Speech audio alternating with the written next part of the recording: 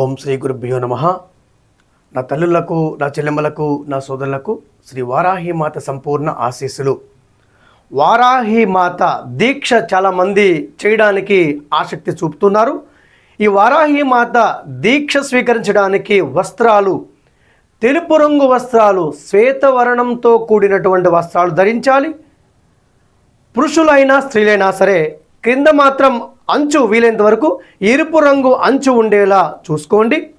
అలాగే మెడలో కండువ, ఎరుపు రంగు కండువ ధరించాలి. ఇవి వారాహిమాత యొక్క దీక్షా వస్త్రాలు. 9 రోజుల పాటు దీక్ష చేయొచ్చు, 5 రోజుల పాటు కూడా యొక్క దీక్ష చేయొచ్చు.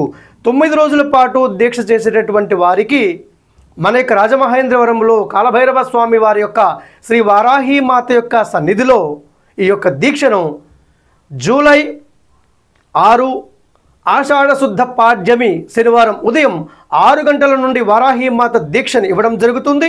ఈ యొక్క వారాహిమాత దీక్షతో పాటుగా ఆ రోజునే వారాహిమాత యొక్క మంత్రోపదేశం కూడా స్వయంగా ఇచ్చేటటువంటి అవకాశం ఏర్పాటు చేయబడింది. ఈ యొక్క వస్త్రాలు ధరించి మీ వద్ద రుద్రాక్షమాల 108 పూసలతో కూడినటువంటి రుద్రాక్షమాల ఉంటే ఈ మాల తీసుకొని రావచ్చు. ఈ యొక్క మాలకు కింద వీలైనంత వరకు అమ్మవారి యొక్క ముద్ర ఉంటుంది. ఈ ముద్ర ఉన్నటువంటి రుద్రాక్షమాలను 9 రోజుల పాటు మెడలో ధరించి రోజు కూడా అమ్మవారి యొక్క మహామంత్రం 10 మాలలు జపం చేయాలి. జపం చేయకపోతే ఈ దీక్ష వల్ల ఏ ఫలితము రాదు. మనం చేయాల్సినటువంటి వృత్తి, వ్యాపార, వ్యవహారాలు, కుటుంబ పోషణ కోసం మనం చేయాల్సినటువంటి పనులన్నీ కూడా యథావిధిగా నిర్వహిస్తూ ఈ యొక్క దీక్షను స్వీకరించాలి. ఈ యొక్క దీక్ష స్వీకరించిన తర్వాత 9 రోజుల పాటు ఉదయం బ్రహ్మ ముహూర్తంలో 4 గంటల 30 నిమిషాల నుండి 6 గంటల 30 నిమిషాల మధ్యలో అమ్మవారికి సంబంధించినటువంటి చిత్రపటాన్ని గృహములో నిలుపుకొని అమ్మవారి చిత్రపటానికి పంచోపచార పూజ, గంధం, పుష్పం, ధూపం, దీపం, నైవేద్యం సమర్పణ చేసి మీరు మీ యొక్క దేవతా ప్రాంగణంలోకి వచ్చి ఈ యొక్క మంత్రం ఓం హ్రీం నమో వారాహి ఘోరే స్వప్నం టహటహ స్వాహ అనేటటువంటి మంత్రం జపం చేయాలి. ఈ మంత్రం జపం చేయడానికి ముందు క్షేత్రపాలక కాలభైరవ స్వామి వారి మంత్రం ఓం హ్రీం వం వటుకాయ ఆపదుద్ధారణాయ కురు కురు వటుకాయ వం హ్రీం ఓం ఈ 2 మంత్రాలను కలిపి కూడా జపం చేయొచ్చు.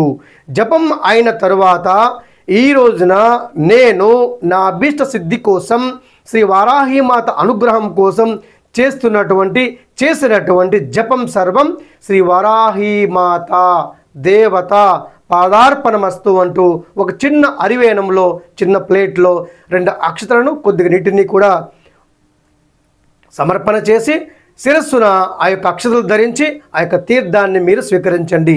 ఈ విధంగా పూజ ఉదయము చేయాలి, సాయంత్రం కూడా చేయాలి. భూశైలం నేల మీద పడుకోవాలి. గోర్లు, వెంట్రుకలు కత్తిరించుకోకూడదు. చెప్పులు ధరించకూడదు. కొంతమంది చెప్తూ ఉన్నారు ఈ దీక్ష స్వీకరించి చెప్పులు కూడా వేసుకుంటున్నారు అంటే నిజానికి అది దీక్షే కాదు. చెప్పులు వేసుకుంటే కనుక అది దీక్షలోకి రాదు, అది దీక్ష కూడా కాదు.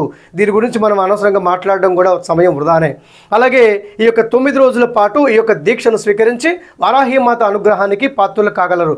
9 రోజుల పాటు కూడా రాజమహేంద్రవరంలో శ్రీ వారాహిమాతకు ప్రత్యేకమైనటువంటి పూజా కార్యక్రమాలు కూడా జరుగుతుంటాయి. ప్రతిరోజు అమ్మవారి యొక్క పూజ, అమ్మవారి యొక్క ఆరాధన మన కాలభైరవ టీవీ యూట్యూబ్ ఛానల్లో రాత్రి 7 గంటల నుండి 8 గంటల మధ్య కాలంలో ఈ యొక్క కార్యక్రమాన్ని ప్రత్యక్ష ప్రచారం చేసే ఏర్పాటు కూడా చేయడానికి సిద్ధమవుతున్నాం. ఆ సమయంలో మీరు కూడా సామూహికంగా అమ్మవారి యొక్క ఆరాధనను వీక్షిస్తూ మీరు కూడా ఈ యొక్క మంత్రం జపం చేసి ఈ యొక్క జన్మను సార్థకత చేసుకోగలరు.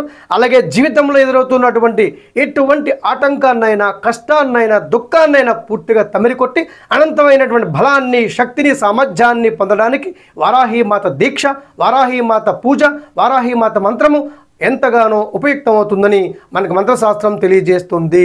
ఈ వారాహిమాత దీక్ష శనివారం అనగా జూలై 6 శనివారం 2024 ఆషాఢ శుద్ధ పాడ్యమి నాడు స్వీకరించి ఆషాఢ శుద్ధ నవమి అనగా జూలై 15, 2024 సోమవారం ఉదయం పూర్ణాహుతి మహోత్సవం.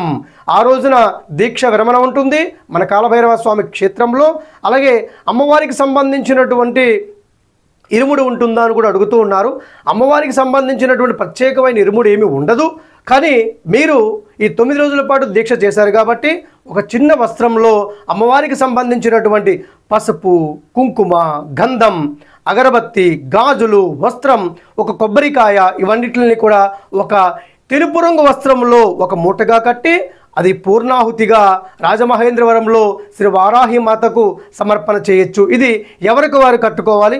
అవకాశం ఉంటే ఆ కుటుంబ సభ్యులందరూ కూడా అమ్మవారి యొక్క మంత్రం జపం చేస్తూ కొద్దిగా 3 గుప్పెళ్ళ బియ్యం కూడా ఆ యొక్క వస్త్రంలో వేసి మూటగా కట్టి ఆ మూటను తీసుకొని శ్రీ వారాహి మాతకు సమర్పణ చేయొచ్చు. పూర్ణాహుతి మహోత్సవంలో కూడా ఈ యొక్క నారీకేలం వీలంత వరకు బాగా ఎండినటువంటి నారీకేలం కానీ లేదా కురుడితో కూడినటువంటి పూర్ణ ఫలం ఉంటుంది. ఎండు కొబ్బరి అంటాం, ముక్క కాదు, పూర్ణ కురుడి.